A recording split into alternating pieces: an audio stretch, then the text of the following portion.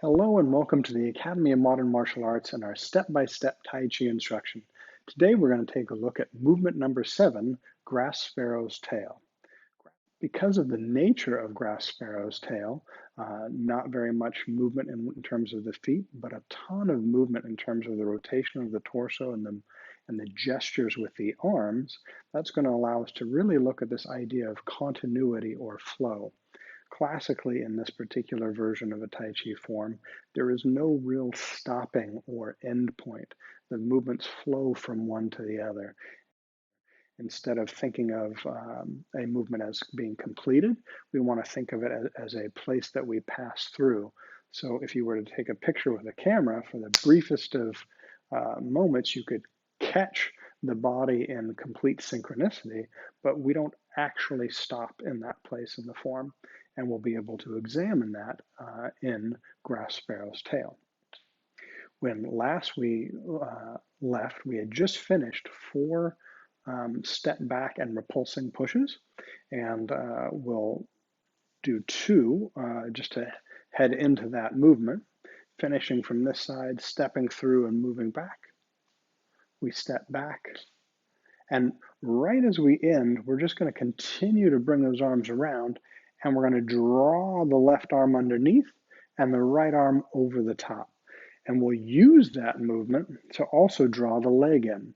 So in our step back and repulsing push, the left leg remained out, it stepped back, it pushed through, and the lead leg is all the way out there, bending. Here's that symmetry we talked about, bending the knee at the knee and the elbow and bringing the hand and the foot to the center line, passing beyond the center line, and then twisting and rotating, pulling through. And here, as those arms continue around, watch the left arm seemingly pull the left leg in, drawing that in so that we can step out heel to toe. And it looks just like parting wild horse's mane at the beginning. However, instead of stopping in where we would traditionally stop for parting wild horse's mane, we're going to continue this arc upward. And so the left arm continues to move upward, and the right arm is going to come after it, if you will. But in order to drive the right arm up, we want to make certain that we're not lifting the shoulder up. We want to make certain instead that we're dropping and sinking into that shoulder. Think about sinking your elbow and your right hip, pushing that elbow up and through as we reach up into the left corner of the room.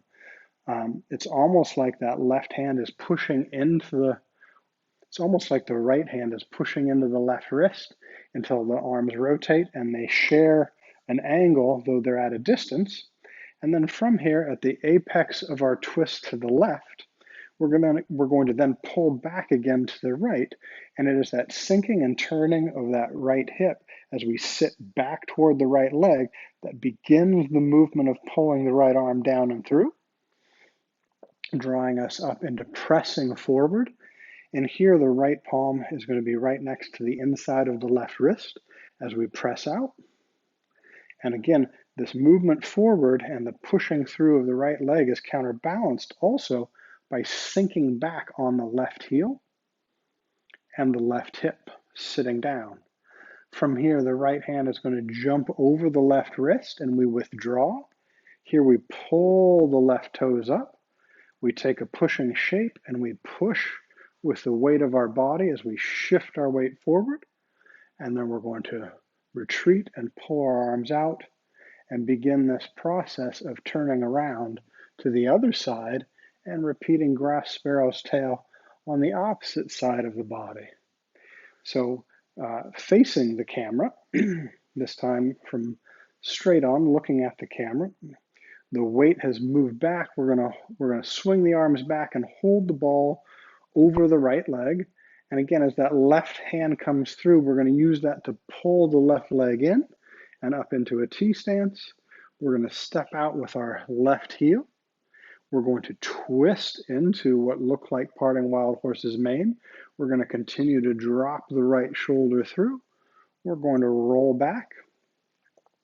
We're going to press forward. We're going to withdraw, and we're going to push. At the end of that push, it's important to note that there's an amount of push that happens. We don't extend our arms all the way out and overextend or lock those elbows. We push through, and it's really the push of the body and the synergistic movement of the body and the arms in place. And again, now what we're going to do is we're going to retreat from our hands, almost like they're left in place. We retreat, and that pulls the arm longer as a setup for turning to our right, emptying the right leg and stepping out into performing grass sparrow's tail on the other side of the body. The footwork for grass sparrow's tail is relatively simple. We will have just stepped back with our last repulsing push, and hands had come up. And we're just going to allow those hands to continue around into holding a ball. You'll note the aspect of that just looks like a circle. They just continue on and through. From here, the left continues under, and all that's going to happen is we're going to pull that empty left leg in, coming out of the heel into a T stance. So our weight is completely on that right leg. The left leg is empty. We demonstrate that by, after having come up out of the heel, we lift up the leg, accentuate pushing the heel to the floor, and then we're going to twist and shift our weight. So really the footwork is about that simple. Then there's going to be a moment as we draw back and we open up the right hip. And then as we come back forward, I want you to think not only about twisting the right hip forward, but also about really sitting down. Use your left glute to twist and sink into the floor, and use this backward twist on the lead leg as part of what propels this one forward. From there, we rock the weight back and pull up the left toes, and then we're going to step forward again or shift the weight forward from heel to toe. Then there's going to be more complex footwork as we essentially have to go from facing all the way to our left to turning around and performing the movement on our right. This footwork is simple. If we take the hands out of it for a moment, we'll just go back to putting our hands on our hips, and we're going to shift the weight back into the right leg, peeling the left toes up. We're going to rotate to our right, and as the hips turn to the right, that left foot rotates on that heel. Once it's come as far as possible, we're going to shift back onto the left, picking up out of that right leg, and then setting that heel down and stepping through. So in this way, this footwork successfully takes us from completely one direction to completely the other direction, allowing us to perform a 180 in the form as we go from performing grass sparrow's tail on the left to performing grass sparrow's tail on the right. At this point, it should come as no surprise that we have a stationary exercise for working on the rotation of our torso and the fluidity of our arm movements. Getting to perform grass sparrow's tail in this stationary exercise is really quite fun. And what we want to do is accentuate or really maximize the amount of rotation and twist we're getting out of our body from the hips up. And that means really using your feet and connecting to the floor to ensure that you're able to drive and turn as far as possible. So this exercise will allow us to try and simplify these arm movements and just associate the arm movements with the turning of the torso. So to begin with, we'll turn over to our right in this exercise. As we turn to the right, we'll allow ourselves to hold the ball in that left hand on the right side of the body. We will turn back toward the front, passing through what looks like parting wild horse's mane and to ward off.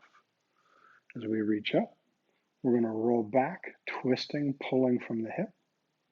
We're going to allow the arms to circle up, and then we're going to twist back forward for the press. We're going to withdraw over the top and push.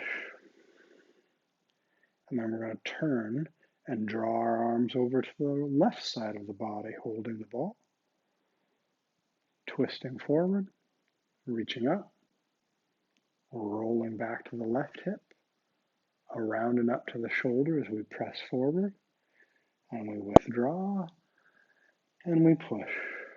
And as with the other exercises, we can continue to do this as many times, really trying to tie the rotation into the arm movements so that ultimately the hands are almost always right in front of your sternum.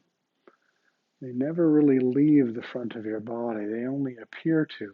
But right now, my hands are in front of me. They remain right on my center line. They remain on the center line. The left is moving away, but then it comes and joins up.